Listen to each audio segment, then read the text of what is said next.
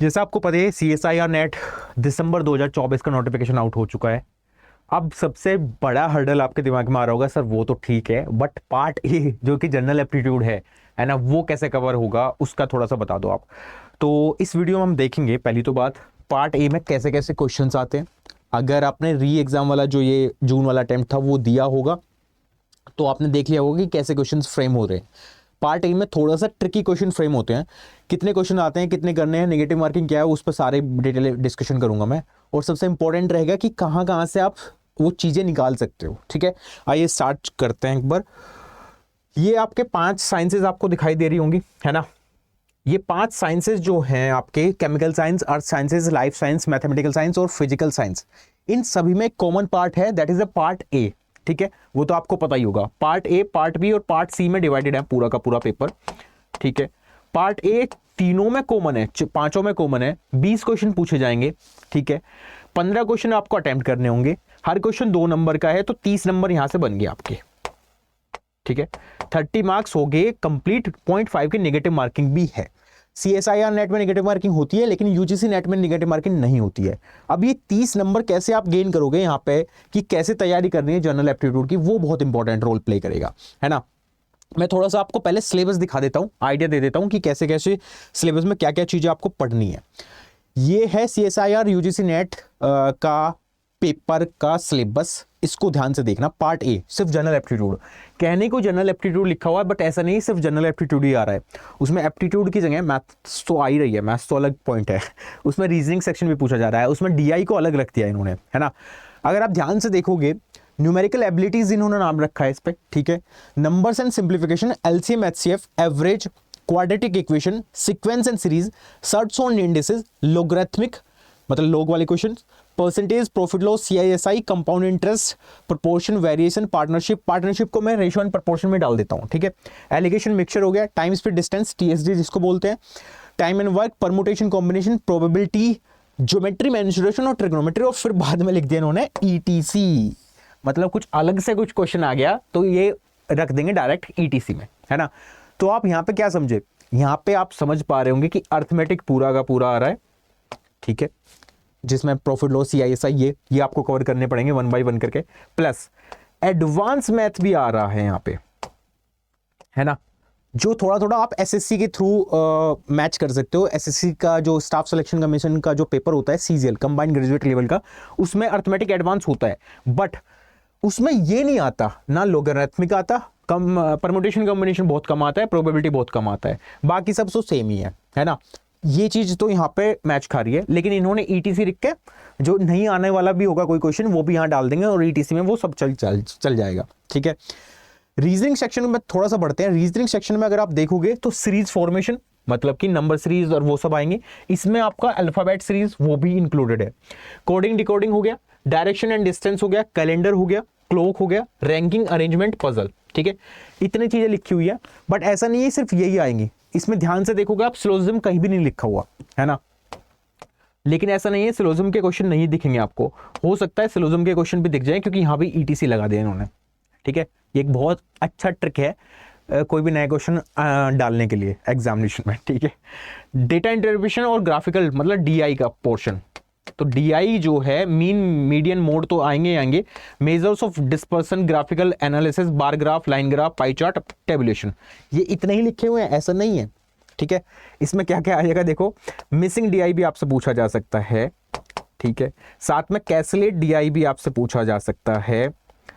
साथ में आपका डबल चीजें भी सबकी आ सकती हैं, मतलब double pie chart, double line graph, double bar graph, और साथ में इन्हीं के साथ में एक मिक्स्ड DI करके भी एक क्वेश्चंस आ सकते हैं DI के ऊपर। मिक्स्ड DI हो गए, एक मान लो पाई चार्ट हो गया, एक लाइन ग्राफ हो गया, दोनों को मिक्स करा दिया। ठीक है, उस पर भी क्वेश्चन पूछे जा सकते हैं डायरेक्टली आपके एग्जामिनेशन में। तो ये ओवरऑल सिलेबस है जो आप डाउनलोड कर सकते हो वेबसाइट से, ठीक है। ये बेसिक सिलेबस है। अब इसकी तैयारी कैसे करनी है उसको थोड़ा सा समझ लेते हैं, है ना। आपको कवर कैसे करनी पड़ेगी, बहुत ध्यान से समझो, क्योंकि आपको जब ये पूरा कवर करना पड़ेगा, क्योंकि यहाँ पे 30 नंबर गेन करने हैं आपको, है ना, पार्ट ए में। और मैं पहले तो कंफर्म कर दूं कि 30/30 आ सकते हैं, है ना, फुल आउट ऑफ फुल ले सकते हो आप यहाँ से। बस थोड़ी सी स्ट्रेटजी अपनी चेंज करनी पड़ेगी, बिकॉज 20 क्वेश्चन पूछे जा रहे हैं, 5 आपको छोड़ने भी हैं, है ना। अब वो 5 कौन से क्वेश्चन होंगे वो बहुत डिपेंड करेगा आपकी साइकोलॉजी के ऊपर, ठीक है। कभी कभी क्या होता है कि हमें देखने को मिलता है कि परसेंटेज तो हमने बहुत अच्छा पढ़ रखा है ना, लेकिन एग्जामिनेशन में जब क्वेश्चन आता है परसेंटेज का तो आप घूम जाते हो, बिकॉज आपको परसेंटेज का बेस नहीं पता होता, ठीक है। तो पहले तो आप क्या क्या काम करना, अगर आपको मान लो ये चाहिए एवरेज क्या होता है, एवरेज कैसे करना है, इसके क्वेश्चन अगर चाहिए या इसका कॉन्सेप्ट जानना है तो क्या लिखोगे, एवरेज बाय अभिषेक कौशिक सर अड्डा 24/7, ये डाल दोगे तो आपको एवरेज की क्लासेस दिख जाएंगी यूट्यूब पर, ठीक है। ऐसे ही आपको सर्ट सेंटेंसेस देखना है या सिंप्लीफिकेशन अप्रोक्सीमेशन या फिर सिंपल इंटरेस्ट कंपाउंड इंटरेस्ट देखना है, तो जो भी चैप्टर आपको चाहिए नाम डालो मेरा और अड्डा 24/7 आगे लगा दो, ठीक है। तो आपको वीडियोस दिख जाएंगी यूट्यूब पे, वहां से कवर करना स्टार्ट करो पहले, ठीक है। वो चीजें कवर कर लोगे तो आपको थोड़ा बेस क्लियर हो जाएगा, फिर जो आगे मेरे को बेस से आगे बढ़ाना है वो इजी हो जाएगा मेरे लिए, ठीक है। तो आप पहले यूट्यूब से ये चीजें कवर कर दो, मेंसुरेशन डालो, मेरा नाम डाल दो, आगे अड्डा 24/7 लगा दो। ऐसे ही यहाँ पे कोडिंग डिकोडिंग आपको पढ़नी है, डिस्टेंस डायरेक्शन डिस्टेंस पढ़नी है, पजल सिटिंग अरेंजमेंट पढ़ना है, वो सारी चीजें आप डालो। डीआई आपको पढ़ना है तो बार ग्राफ बाय अभिषेक कौशिक सर अड्डा 24/7 यूट्यूब पे डालो, आपको वीडियो दिख जाएंगी, फोटो दिख जाएगा मेरा, उसको देख लो, ठीक है। साथ में ये जब आप काम कर रहे होंगे साथ में आपको इसके नोट्स भी बनाने हैं। जब आपने मान लो जब मैंने एवरेज पढ़ा रखा है क्लास में यूट्यूब पर, तो उस एवरेज से जो भी चैप्टर्स है उस क्लास से उस सेशन से आपको नोट्स बनाने हैं खुद के, जो भी मैं उसमें शॉर्ट ट्रिक्स बता रहा हूँ वो शॉर्ट ट्रिक्स आपको खुद से अपने नोट्स पे लिखनी है। ये काम आपको करना है, इससे क्या होगा आपका बेस तैयार हो जाएगा, और जब बेस तैयार हो जाएगा तो फिर बेस पे ऊपर अगर मकान बनाना है तो वो ईजी हो जाता है ना, as a faculty as a student आपके लिए भी, ठीक है। ये काम आपको करना है अभी, और साथ में मतलब थोड़े दिनों के बाद जैसे जैसे ये बेस बन जाएगा उसके बाद आप मॉक टेस्ट पे स्विच कर सकते हो डायरेक्टली पार्ट ए के, ठीक है। थोड़ा सा मैं आपको बता देता हूँ, इसका एनालिसिस करने के लिए आपको थोड़ा सा प्रीवियस ईयर क्वेश्चंस भी देखने पड़ेंगे। जब ये आप काम कर लोगे इसके बाद आपको पीवाईक्यूज पे जाना है, ठीक है। पीवाईक्यूज अभी आप पहले जून 2024 वाले देख लेना जो अटेम्प्ट था, ठीक है। उसमें आपको आइडिया लग जाएगा कि कैसे कैसे क्वेश्चन आ रहे हैं, हालांकि वो मैंने कराए भी आपको यूट्यूब पर, वहाँ से भी वो चीज़ें मिल जाएंगी, है ना। एग्जैक्टली पीवाईक्यूज उठाई थे मैंने जो आपके एग्जामिनेशन में आए थे और वो सॉल्व कराए हैं, है ना, सॉल्यूशन कराया उनका, तो वो भी चेकआउट कर सकते हो, वो भी देख सकते हो, ठीक है।